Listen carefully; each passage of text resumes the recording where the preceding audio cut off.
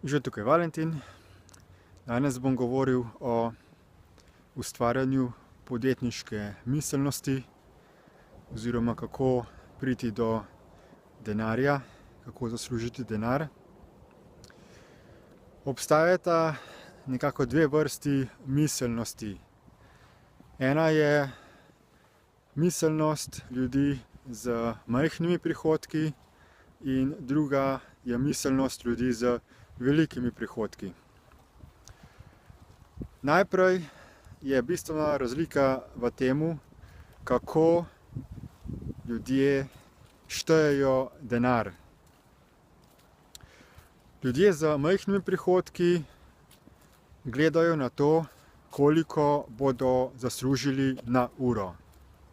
Torej, urna postavka, ko boš nekoga vprašal, koliko zaslužiš, boš že lahko na osnovi njegovega odgovora lahko videl, kakšno ima miselnost. Ali bo ta oseba rekla, zaslužim 7 evrov na uro, ali 20 evrov na uro, ali pa toliko na teden, ali toliko na mesec. Podjetniška miselnost pa je drugačna, kajti ljudje se zavedajo, da s tako miselnostjo ne bodo mogli doseči nekega višjega dohodka, če bodo gledali, koliko sem zaslužil na uro, ali na minuto, ali na sekundo, ker so projekti, za katerimi se da zaslužiti veliko denarja, vezani na daljša časovna obdobja. Zato uspešni podjetniki vedno gledajo, koliko sem zaslužil v enem letu, ali koliko sem zaslužil v zadnjih 5 letih ali 10 letih. To je recimo ena razlika.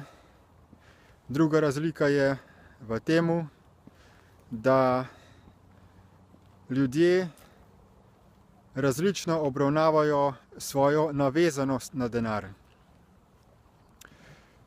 Denar seveda vpliva na svoje predstave o tem, kako se počutiš varnega na tem svetu, kajti če imaš pomanjkanje denarja za pokrivanje osnovnih življenjskih potreb, potem se psihično stanje kar precej spremeni.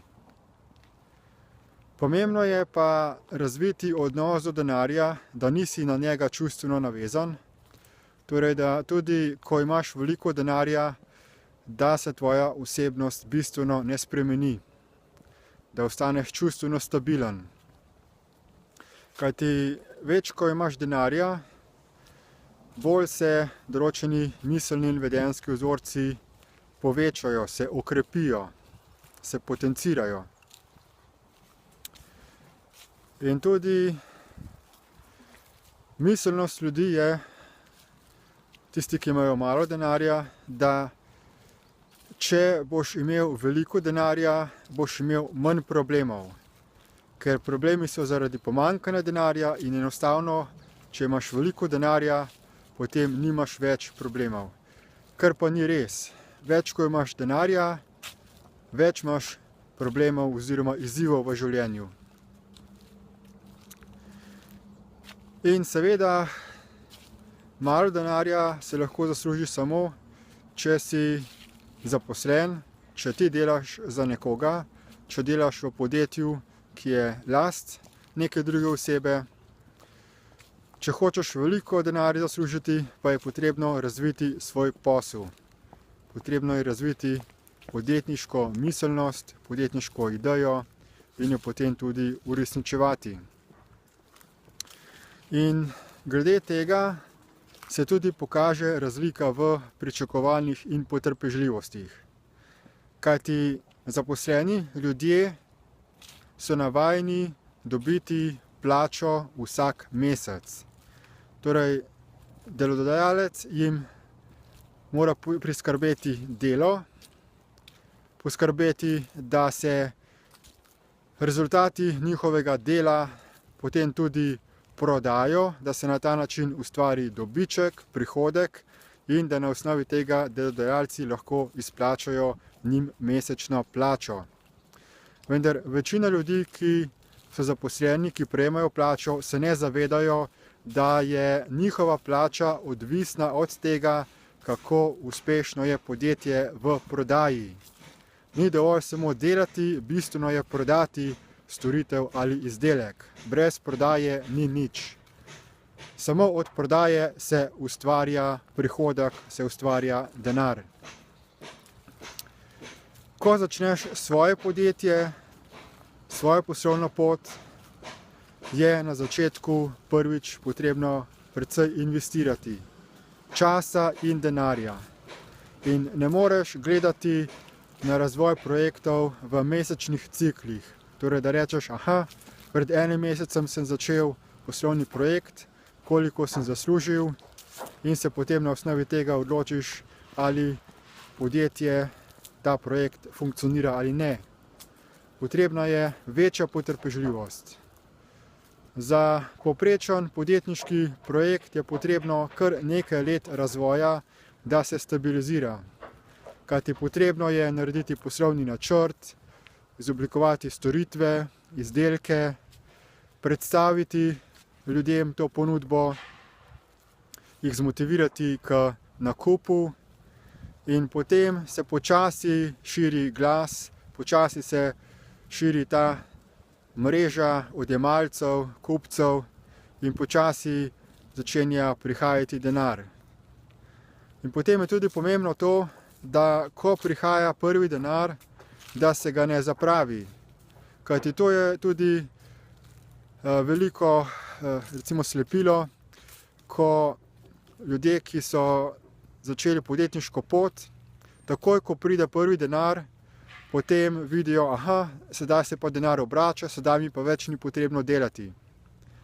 In potem zmanjšajo svojo podjetniško aktivnost, ne zavedajo se, da je potrebno kar precej časa vlagati, da se podjetje tako razširi, tako utrdi, da postane ta mehanizem pridobivanja denarja nekako avtomatiziran.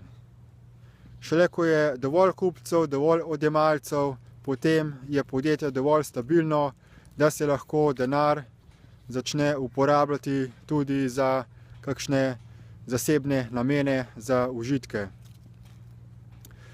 In tudi ko se podjetje vzpostavi, to še ne pomeni, da bo denar avtomatično prihajal od zdaj naprej, ne glede na to, kaj se bo zgodilo. Kajti denarni sistem globalni je zelo nepredvidljiv, zelo nestabilen in marsikaj se lahko zgodi. V vsakem trenutku lahko katerakoli podjetje propade, ker je svet sestavljen iz ogromne količine ljudi, stvari se razvijajo, nove stvari se spoznavajo, marsikaj se lahko zgodi, tudi kakšna velika naravna katastrofa in zelo dobro stoječe podjetje se lahko v zelo kratkem času sesuje. Potrebno je biti torej pripravljen na te stvari, da se ne navežeš na denar, ampak da si vedno čustveno stabilen, ne glede na to, koliko imaš denarja. In tudi, če imaš veliko denarja, da to ne spremeni tvoje osebnosti. Vsa ta dognanja, ki sem jih v tem videoposnetku opisal, so rezultat poslušanja izjemno zanimive audioserije, ki se imenuje The Soul of Money, torej Duša denarja, ki na zelo poglobljen način razlaga psihologijo denarja, tudi v povezavi z duhovnostjo. Te posnetke najdete na spletni strani oziroma spletni trgovini Equaf. Nekaj uvodnih posnetkov je brezplačnih, tako da vsem, ki želite povečati svoje prihodke, ali ki imate podjetje, ali ki želite razviti svoje podjetje, da greste pogledati na to spletno stran in si poslušate to audioserijo. Povezavo boste našli v opisu tega videoposnetka in želim vam, da boste čim bolj uspešno poskrbeli za svojo dolgoročno finančno stabilnost. Lepo se imejte in nasvidenje!